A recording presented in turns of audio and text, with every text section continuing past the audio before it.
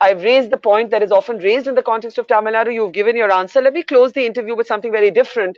And it's also something you've been asked before, but I'm going to see if I can get something different out of you.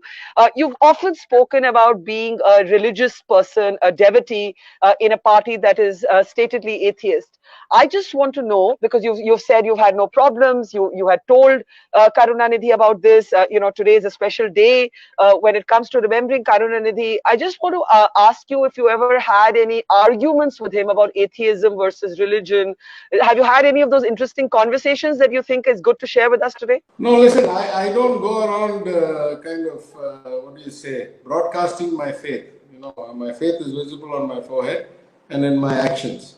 When I'm asked, I say that I believe in God, I believe in good deeds, I believe that my life turned out because of the good deeds of my fathers.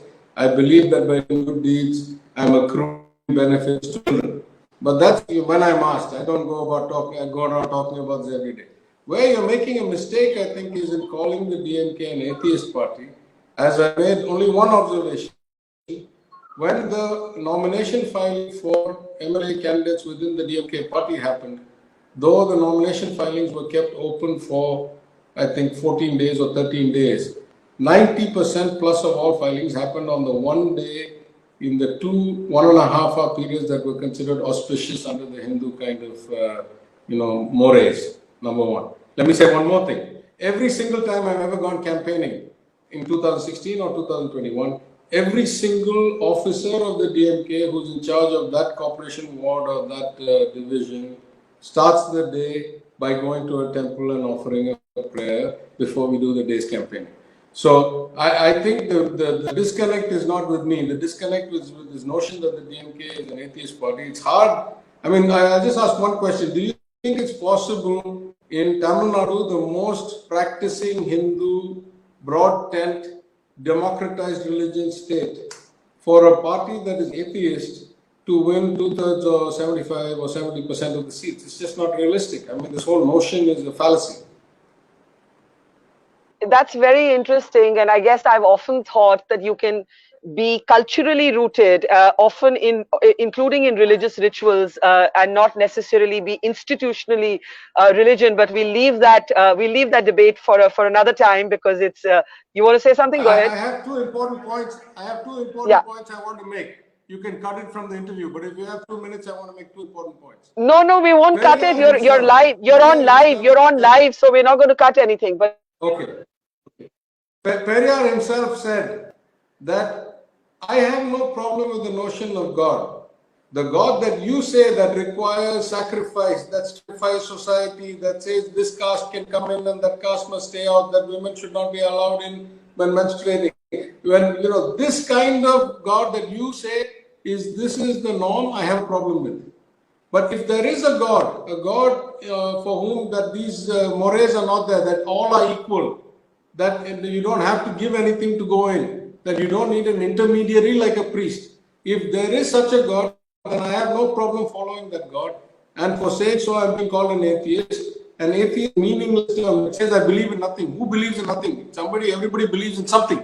Number one. Number two, more than Periyar, and Anna is the right person to talk about this. Anna founded the DMK, not Periyar. Periyar founded the DK. Periyar founded the self-respect. The DMK was founded by Aringer Anna. And Aringer Anna says, I am a rationalist. I am against what he called mood and nambike, or blind faith, which says, for example, that a 25 or 30-year-old woman should jump into the funeral pyre of her husband because the husband died. I am against that kind of blind faith. I am a rationalist. But if you ask me, does belief in God help society? Does it make for a better man? He says, yes, I believe that. I believe that belief in God makes a man more pious, more God-fearing, therefore more constrained in their behavior, more considerate to their fellow man, and likely, like me, to say, I want to leave good deeds behind for my children. So he says, when you have believers who do it that way, then actually they are a boon to society, because if people thought like them, they would be better human beings. And to the extent that they are better human beings to their fellow human beings, then the notion of faith in God is actually good for society. This is Aringer Anna's words. So if the founder of the DMK said so, and said, Ondre Kulam Oruvane Devan, all humanity is one, there is a God, all one God, universal God, then surely labeling the BMP as atheist is just a political canard. Fair enough. I just want to end by sharing with you that I saw a small scene in a village in Salem, in your state, where there was a temple, then there was a statue of Gandhiji, and he was holding his famous stick in one hand and the Constitution of India in the other, and then right next to it, there was a dargah. And I thought that religion, reason, and the Constitution all coming together was the country that I believe in and that I hope for. And I think that's really, in some ways, I'm paraphrasing what you've said, that reason and religion and principles of equality and law is what this country was built on, and should continue to be built on, and we should continue to strive for. Dr. Tyagarajan, it's been a pleasure. Thank you. We hope to have you back very soon, but I know you have a state to manage and a pandemic to handle and an economy to look after. So thank you very much. It's been an absolute pleasure. Thank you very much, and take care. Bye-bye.